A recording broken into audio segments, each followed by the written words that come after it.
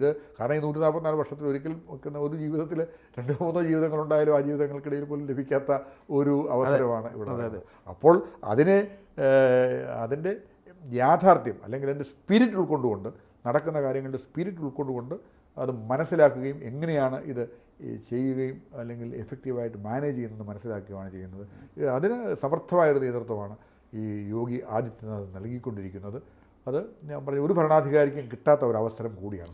അതാണ് ആ കാര്യം കൂടി പറഞ്ഞുകൊണ്ട് നമുക്ക് അവസാനിപ്പിക്കാം. അതായത് 144 വർഷങ്ങൾ കൂടുമ്പോൾ മാത്രം സംഭവിക്കുന്ന ഈ മഹാ കുംഭമേളയുണ്ടല്ലോ, അവിടെ അത് നടക്കുമ്പോൾ യോഗി തന്നെയാണ് അവിടെ ഒരു സന്യാസി തന്നെയാണ് അവിടെ മുഖ്യമന്ത്രി ആയിരിക്കുന്നത് തീർച്ചയായിട്ടും എന്നുള്ളതും കൂടെ നമ്മൾ ഒരുപക്ഷെ എൻ്റെയോ അങ്ങയുടെയോ ജീവിതത്തിൽ ഇനി നമുക്കത് കൂടാൻ പറ്റില്ല. അങ്ങനെ ഒരു സംഭവമുണ്ട്. പക്ഷെ അവിടെ അദ്ദേഹം സന്യാസിയായിരിക്കുന്നു എന്നുള്ളത് ഒരു നിയോഗം തന്നെയല്ലേ? തീർച്ചയായിട്ടും അങ്ങനെ ഒരു അവസരം ഉണ്ടായത് നമ്മുടെ രാജ്യത്തിൻ്റെ സാംസ്കാരിക ധാരയുടെ തുടർച്ച പൂർണ്ണമായി തീർന്നിരിക്കുന്നു എന്ന് വേണം കരുതാൻ. അങ്ങനെ വേണം അതിനെ വിശേഷിപ്പിക്കാൻ, അല്ലേ?